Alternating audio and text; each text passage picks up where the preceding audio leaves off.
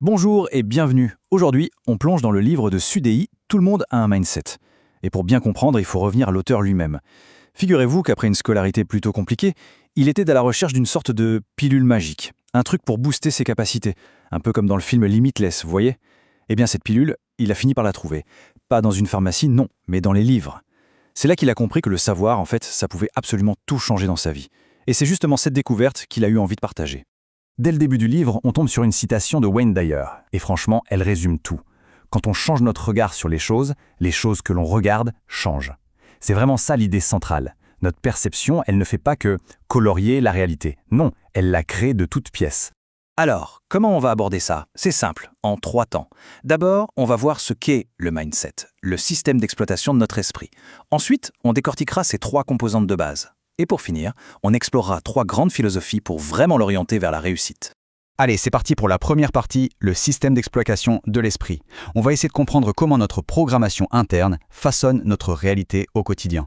Alors, le mindset, c'est quoi au juste? Le livre nous donne une définition super simple, et en fait, il suffit de regarder le mot. D'un côté, on a mind, l'esprit. De l'autre, set, qui veut dire réglage. Le mindset, c'est donc ni plus ni moins que le réglage de l'esprit. C'est le programme, le logiciel qui tourne sur notre machine mentale. Et pour que ce soit bien clair, l'analogie avec un smartphone est parfaite. Imaginez, le matériel, le hardware, c'est notre génétique. Et là-dessus, on est tous quasiment identiques, à plus de 99%. Mais ce qui fait toute la différence, c'est le logiciel, le software. Et ça, c'est notre mindset.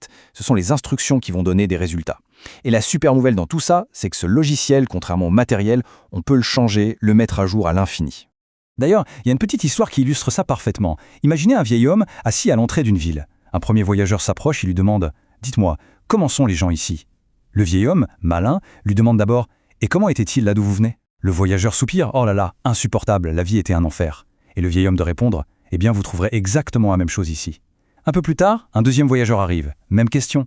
Mais cette fois, il répond « Oh, ma ville d'origine était formidable, les gens étaient merveilleux. » Et le vieil homme, avec un sourire, lui dit « Eh bien, vous trouverez exactement la même chose ici. » La morale de l'histoire, c'est que la vie n'a aucune importance. Ce qui compte, c'est l'état d'esprit qu'on emmène avec soi, où qu'on aille. Bon, d'accord. Mais alors, ce fameux logiciel mental, comment il est fait? De quoi il est composé? C'est ce qu'on va voir maintenant, en déconstruisant ces 3 éléments de base. En fait, le mindset, il repose sur 3 grands piliers. Premièrement, il y a les croyances, nos certitudes les plus ancrées. Deuxièmement, la verbalisation, c'est-à-dire tout ce qu'on se dit, à voix haute ou dans sa tête. Et enfin, troisièmement, les habitudes, toutes ces actions qu'on fait en mode pilote automatique. Commençons par le premier pilier, les croyances. Une croyance, c'est un sentiment de certitude, absolue. Attention, ce n'est pas juste une opinion, c'est bien plus fort que ça. C'est une conviction profonde qui va servir de fondation à toute notre réalité. Par exemple, si quelqu'un croit dur comme fer qu'il est bon en maths, ce n'est pas une supposition, c'est une certitude pour lui. Et ces certitudes, eh bien, c'est la base de tout le reste. Et pour illustrer la puissance de ces croyances, il y a cette image, incroyable, l'éléphant de cirque. Quand il est tout petit, on l'attache avec une petite corde à un piquet. L'éléphanto se débat, il essaie de se libérer, mais il n'a pas la force, il n'y arrive pas. Et il finit par intégrer cette idée « je ne peux pas me libérer ». Des années plus tard, l'éléphant est devenu une bête énorme de plusieurs tonnes. Et pourtant, il reste attaché par la même petite cordelette ridicule. Pourquoi? Simplement parce qu'il a gravé en lui la croyance qu'il ne peut pas la casser. La limite, elle n'est plus du tout physique, elle est devenue purement mentale. Et là, forcément, le livre invite à se poser des questions. Qu'est-ce qui, pour une personne, est une certitude absolue? Qu'est-ce qui semble possible ou complètement impossible? Et surtout, d'où viennent ces croyances? Sur quoi elles reposent, au fond? C'est un exercice vraiment puissant pour commencer à repérer nos propres cordelettes invisibles. Passons maintenant au deuxième pilier, la verbalisation. Et là, on a un schéma qui montre une boucle de rétroaction super puissante. En gros, ça fonctionne comme ça. Nos pensées se transforment en mots, nos mots poussent à l'action, ces actions répétées deviennent des habitudes, ces habitudes produisent des résultats, et ces résultats, eh bien, ils viennent confirmer et renforcer notre mindset de départ. C'est un cercle qui peut soit nous tirer vers le haut, soit nous enfermer complètement. Et le pouvoir des mots là-dedans est juste immense. Regardez la différence. Se dire « mais qu'est-ce qui cloche chez moi ?» c'est une question qui nous condamne d'avance. Alors que se demander « comment est-ce que je peux progresser ?» ça ouvre des possibilités. Passer de « j'ai encore raté » à « ah, j'y étais presque », ça change absolument toute la dynamique, ça change l'envie de continuer.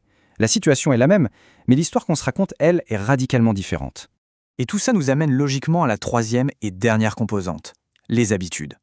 Ce n'est pas pour rien qu'Aristote disait Nous sommes ce que nous faisons de manière répétée. L'excellence n'est donc pas une action, mais une habitude. C'est simple. Notre cerveau, pour économiser de l'énergie, adore automatiser les choses.